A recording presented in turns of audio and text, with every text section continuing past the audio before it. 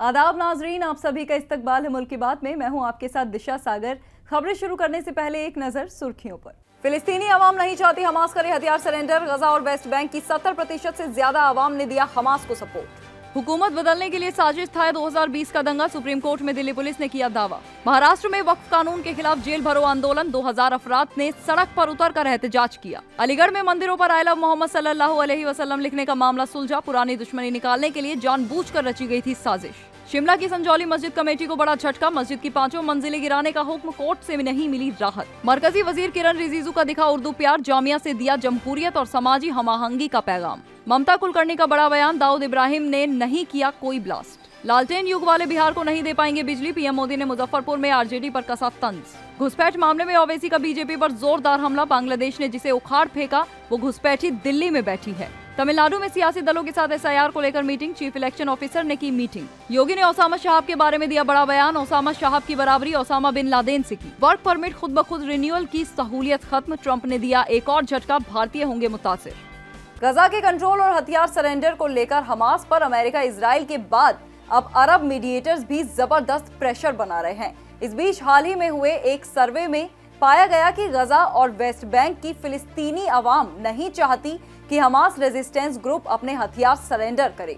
फिलिस्तीन में वाक़े centre for policy and survey research के जरिए किए गए एक सर्वे में ये खुलासा हुआ है कि 70% से ज्यादा फिलिस्तीनी आबादी की ये मांग है कि गजा का कंट्रोल हमास के ही जिम्मे रहे।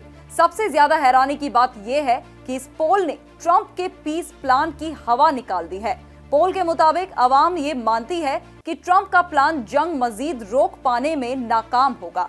इससे ये बात साफ हो गई कि हमास को इजराइल अमेरिका जोर जबरदस्ती के दम पर गजा से बेदखल करना चाहते हैं ताकि वहां पूरा कब्जा कर सके। हाल ही में गजा पर इजराइल की तरफ से बमबारी के बाद इल्जाम हमास के सर डालने की भरपूर कोशिश की जा रही है। नेतन्याहू ने जॉइंट इजरायली सीजफायर हेडक्वार्टर्स के विजिट के दौरान बीते रोज भी ये बात दोहराई कि वो लगातार अमेरिका और अरब मीडिएटर से कह रहा है कि हमास से हथियार छीनने बहुत जरूरी है। इस बीच हमास कई बार ये वाजे कर चुका है कि वो गजा का कंट्रोल सौंपने को तैयार है, लेकिन उसी सूरत में जब गजा में फिलिस्तीनी अवाम से जुड़ी सरकार तैयार हो। इस बीच हमास को फिलिस्तीनी अवाम की तरफ से बड़ा सपोर्ट मिला है। एक फिलिस्तीनी सर्वे में खुलासा हुआ है कि फिलिस्तीन की ज्यादातर आवाम हमास को बेहद पसंद करती है और नहीं चाहती कि हमास के अलावा कोई और गजा का कंट्रोल संभाले। प्रेस टीवी के मुताबिक हाल ही में किए गए एक सर्वे में ये बात सामने आई है कि गजा पट्टी और वेस्ट बैंक के ज्यादातर लोग फिलिस्तीनी ग्रुप हमास के हथियार छोड़ने के सख्त खिलाफ हैं। फिलिस्तीनी centre of policy and survey research की तरफ से किए गए इस सर्वे के मुताबिक करीब 70% फिलिस्तीनी आवाम ने साफ कहा है कि वो हमास के हथियार सरेंडर करने के खिलाफ है। गजा के 55% फिलिस्तीनियों ने कहा कि वो किसी भी सूरत में हमास के सरेंडर को मंजूर नहीं करेंगे, जबकि इजराइल के कब्जे वाले वेस्ट बैंक में तो ये तादाद और भी ज्यादा है। वहाँ करीब 80% लोग हमास के हथियार छोड़ने के सख्त खिलाफ है। वेस्ट बैंक में इस वक्त फिलिस्तीनी अथॉरिटी की हुकूमत है जिसे हमास की सियासी राइवल फतह चला रही है। सर्वे में ये भी मालूम हुआ कि अमेरिकी सदर डोनाल्ड ट्रंप की तरफ से पेश किए गए गजा के सीजफायर प्लान पर भी फिलिस्तीनी आवाम को यकीन नहीं है। सर्वे के मुताबिक 62% फिलिस्तीनियों का कहना है कि उन्हें नहीं लगता कि ट्रंप का पीस प्लान गजा जंग को हमेशा के लिए खत्म कर सकेगा। वेस्ट बैंक में 67%, जबकि गजा में 54% लोगों ने कहा कि उन्हें इस प्लान पर भरोसा नहीं है। यानी फिलिस्तीनी आवाम इस बात से अच्छी तरह वाकिफ है कि अमेरिका और इजराइल पर भरोसा करना ठीक नहीं, क्योंकि सीजफायर तोड़कर ये दोनों मुल्क किसी भी वक्त दोबारा जंग शुरू कर सकते हैं। इसी वजह से आवाम खुले तौर पर हमास की हिमायत कर रही है। वहीं इस मसले पर हमास ने अपना रद्द-ए-अमल पेश करते हुए कहा कि हथियार सौंपने का मामला बेहद पेचीदा है और इसमें फिलिस्तीनी आवाम की राय सबसे अहम है। हमास के तर्जुमान हाजिम कासिम ने कहा कि फिलिस्तीनियों को जंग और अमन दोनों मसाइल पर एक बड़े फैसले पर पहुंचना जरूरी है। उन्होंने कहा कि हमास गजा में कंट्रोल का जिम्मा सौंपने को तैयार है। सूडान के शहर अल फाशर में यूएई की हिमायत वाले रैपिड सपोर्ट फोर्स के हमलों में अब तक 2000 से ज्यादा बेगुनाह शहरी मारे जा चुके हैं। हुकूमत का कहना है कि ये कत्लेआम बिल्कुल निहत्थे और मासूम लोगों के खिलाफ अंजाम दिया गया है। सूडान के अल फाशर शहर पर हाल ही में कब्जा करने के दौरान यूएई की हिमायत वाली रैपिड सपोर्ट फोर्स के हमलों में सैकड़ों अफराद हलाक हुए हैं। सूडान डॉक्टर्स नेटवर्क ने बताया कि मुल्क पर कंट्रोल हासिल करने की जंग में आरएसएफ, जो कि सूडानी फौज से लड़ रही है, उसने सिर्फ 3 दिनों में कम से कम 1500 अफराद को कत्ल कर दिया। जबकि सिविलियन शहर के घेरे से निकलने की कोशिश कर रहे थे। इस ग्रुप ने इस सूरत हाल को एक असल कत्लेआम करार दिया। उन्होंने कहा, आज तो कत्लेआम दुनिया देख रही है। वो दरअसल उस कत्लेआम की तौसी है जो 1.5 साल पहले अल-फाशर में हुआ था, जब बमबारी, भूखमरी और गैर कानूनी कत्लों के जरिए 14,000 से ज्यादा शहरी मारे गए थे। दिल्ली पुलिस ने सुप्रीम कोर्ट में हलफनामा दाखिल करते हुए ये दावा किया है कि 2020 का दिल्ली दंगा दरअसल सत्ता की तब्दीली के लिए एक मंसूबाबंद साजिश थी। पुलिस ने ये बयान उमर खालिद, शर्जील इमाम, मिरान हैदर, गुलफिशा फातिमा और दूसरे मुल्जिमान की जमानत की मुखालिफत करते हुए दिया है। दिल्ली पुलिस का कहना है कि इस साजिश के तहत पूरा मुल्क हिंसा की आग में झोंकने की कोशिश की गई, जिसमें उत्तर प्रदेश, असम, पश्चिम बंगाल, केरल और कर्नाटक जैसे सूबे भी शामिल थे। पुलिस के मुताबिक उमर खालिद और शर्जील इमाम इस साजिश के मरकजी किरदार थे, जिन्होंने लोगों को उकसाने और भड़काने का काम किया। फरवरी 2020 में CAA के खिलाफ दिल्ली में शुरू हुई एहतजाज के दौरान हिंसा फैल गई थी, जिसमें 53 अफराद हलाक और सैकड़ों जख्मी हुए थे। दिल्ली पुलिस की जानिब से solicitor general Tushar Mehta, advocate Rajat Nayar और ध्रुव पांडे अदालत में पेश हुए। पुलिस के हलफनामे में कहा गया है कि 2020 के दंगे की प्लानिंग उस वक्त के अमेरिकी सदर डोनाल्ड ट्रंप के भारत दौरे को ध्यान में रखकर की गई थी, ताकि बैनुल अक़वामी मीडिया की तवज्जो हासिल की जा सके, मुल्क की तस्वीर को नुकसान पहुंचे और दुनिया को ये पैगाम दिया जाए कि CAA मुसलमानों को निशाना बनाने वाला कानून है। इस केस में तमाम मुल्जिमान पर UAPA के तहत इल्जामात लगाए गए हैं। पुलिस का कहना है कि ये CAA के खिलाफ एहतजाज को हथियार बनाकर मुल्क की अखंडता और खुद मुख्तारी पर हमला करने की साजिश थी। महाराष्ट्र के जलगांव में वक्फ कानून के खिलाफ जेल भरो आंदोलन किया गया। पुलिस ने धरना शुरू होते ही मुजाहिरीन को हिरासत में ले लिया और कुछ देर बाद उन्हें रिहा कर दिया। महाराष्ट्र के जलगांव में हजारों लोगों ने वक्फ कानून 2025 के खिलाफ बड़ा एहतजाज किया। मुसलमान तंजीमें इस कानून को काला कानून और मजहबी आज़ादी पर सीधा हमला बता रही हैं। यह एहतजाज तहफ़्फ़ुज़ औक़ाफ़ कमेटी जलगांव की तरफ से मुनक्किद किया गया और इसे जेल भरो आंदोलन के बैनर तले अंजाम दिया गया। ये तहरीक all India Muslim personal law board की मुल्क भर में चल रही मुहिम का हिस्सा है। मुंतज़मीन के मुताबिक जलगांव मुल्क का पहला जिला बना जहां पुलिस की इजाजत ना मिलने के बावजूद बड़े पैमाने पर जेल भरो आंदोलन कामयाबी से अंजाम दिया गया। इससे पहले 12 अक्टूबर को दिल्ली की जंतर मंतर पर AIMPLB ने इसी तरह का एहतजाज करने की कोशिश की थी। दिन का आगाज 2 घंटे के पुरअमन धरने से हुआ, जिसके बाद करीब 2000 मुजाहिरीन को पुलिस ने हिरासत में लिया और उन्हें जिला पेठ थाने में रखा, जहां से शाम तक सबको रिहा कर दिया गया। ऑर्गेनाइजर फारूक शेख ने कहा, हमने अपनी मर्जी से खुद को पुलिस के हवाले किया। इस आंदोलन में सिर्फ मुसलमान ही नहीं बल्कि दूसरे मज़ाहिब और सियासी बैकग्राउंड से ताल्लुक रखने वाले लोग भी शामिल हुए, जो इंसाफ, बराबरी और दस्तूर पर ईमान रखते हैं। इस दौरान तहफ़्फ़ुज़ औक़ाफ़ कमेटी के सदर मुफ्ती खालिद की क़ियादत में एक वफ़द ने इजाफी कलेक्टर श्रीमंत हारकर से मुलाकात की और सदर हिंद के नाम 5 नुकात वाला मेमोरेंडम पेश किया। 5 रोज पहले अलीगढ़ में 4 मंदिरों की दीवारों पर आई लव मोहम्मद सल्लल्लाहु अलैहि वसल्लम लिखे जाने का मामला सामने आया था। अब इस मामले की तहकीकात पूरी करते हुए पुलिस ने 3 हिंदू नौजवानों और एक मुसलमान नौजवान को गिरफ्तार कर जेल भेज दिया है। पुलिस के मुताबिक इन तमाम नौजवानों ने पुरानी दुश्मनी निकालने और मुसलमान नौजवानों को फंसाने के लिए ये साजिश रची थी। 25 अक्टूबर को उत्तर प्रदेश के अलीगढ़ जिले के लोधा इलाके में कुछ गैर समाजी अनासिर ने गांव के मंदिरों की दीवारों पर आई लव मोहम्मद सल्लल्लाहु अलैहि वसल्लम लिख दिया था। इस वाक़े के बाद मकामी हिंदू आबादी में शदीद गुस्सा और एहतजाज देखने को मिला था। पुलिस ने शुरू में कुछ मुस्लिम नौजवानों को गिरफ्तार भी किया था, लेकिन अब तहकीकात के बाद पुलिस ने 4 हिंदू नौजवानों जीशान, अभिषेक, आकाश और दिलीप को गिरफ्तार कर लिया है। पुलिस का कहना है कि इन नौजवानों ने पहले हुई रंजिश की बुनियाद पर मुस्लिम नौजवानों से बदला लेने और उन्हें फंसाने के लिए ये मंसूबा तैयार किया था। SSP नीरज जादौन ने बताया कि जांच में ये बात सामने आई कि भगवानपुर गांव में मुकेश का उसी गांव के गुल मोहम्मद से जनवरी 2014 में झगड़ा हुआ था और इस मामले में मुकेश पक्ष के 15 अफराद के खिलाफ चार्जशीट दाखिल की गई थी। इसी तरह बुलाकगढ़ी गांव के जीशान का सितंबर 2024 में गांव के मुस्तकीम से झगड़ा हुआ था, जिसमें दोनों जानिब से मुकदमे दर्ज हुए थे। इन्हीं रंजिशों की बुनियाद पर बुलाकगढ़ी के जीशान और भगवानपुर के मुकेश ने अभिषेक, आकाश और दिलीप के साथ मिलकर दोनों गांव के 4 मंदिरों की दीवारों पर आई लव मोहम्मद सल्लल्लाहु अलैहि वसल्लम लिखकर माहौल को बिगाड़ने की कोशिश की थी, ताकि मुस्लिम नौजवानों को झूठे इल्जाम में फंसाया जा सके। हिमाचल प्रदेश के शिमला में संजौली मस्जिद कमेटी को अदालत से कोई राहत नहीं मिली है। कोर्ट ने नगर निगम के फैसले को बरकरार रखते हुए मस्जिद कमेटी की दरख्वास्त को मुस्तरद कर दिया है। शिमला की संजौली मस्जिद को ढहाए जाने के खिलाफ दायर की गई याचिका को जिला अदालत ने नामंजूर कर दिया है। अदालत ने वक्फ बोर्ड की अपील को भी रद्द करते हुए नगर निगम आयुक्त की अदालत के फैसले को सही ठहराया है। ये दरख्वास्त वक्फ बोर्ड और संजौली मस्जिद कमेटी की तरफ से दाखिल की गई थी। अदालत के ताजा हुक्म के मुताबिक अब मस्जिद की तमाम 5 मंजिलें गिराई जाएंगी। इससे पहले नगर आयुक्त अदालत ने 5 अक्टूबर 2024 को 3 मई 2025 को दिए अपने फैसलों में मस्जिद में किए गए तामीराती काम को पूरी तरह गैर कानूनी करार देते हुए ढहाने के हुक्म जारी किए थे। 3 मई 2025 को नगर आयुक्त की अदालत ने मस्जिद की निचली 2 मंजिलों को गिराने का हुक्म दिया था, जिसे वक्फ बोर्ड और मस्जिद कमेटी ने अदालत में चुनौती दी थी, मगर अब अदालत ने उस अपील को भी खारिज कर दिया, जिससे नगर निगम को मस्जिद की सारी मंजिलें गिराने का इख्तियार मिल गया है।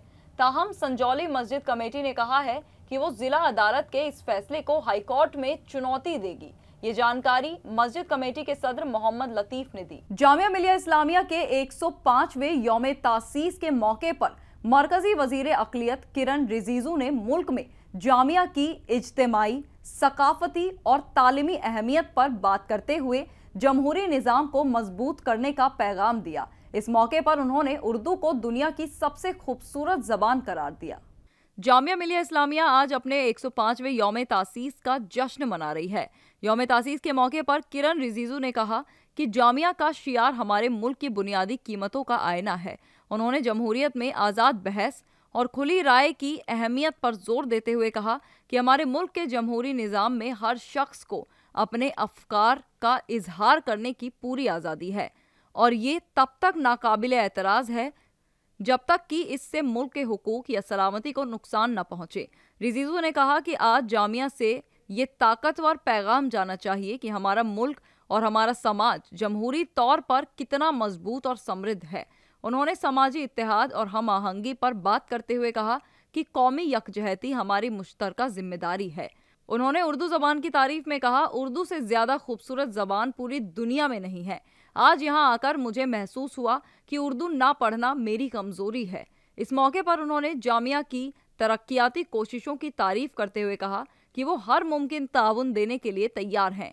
बॉलीवुड एक्ट्रेस ममता कुलकर्णी ने हाल ही में दहशतगर्द दाऊद इब्राहिम पर एक बड़ा बयान दिया है, जिसमें उन्होंने दावा किया है कि दाऊद इब्राहिम कोई दहशतगर्द नहीं है और ना ही किसी भी बम धमाके में उनका कभी नाम आया है। मीडिया और कुछ सियासी ताकतों ने उन्हें गलत तरीके से पेश किया। उनके इस बयान के बाद तनाज़ा और बहस दोनों बढ़ गई।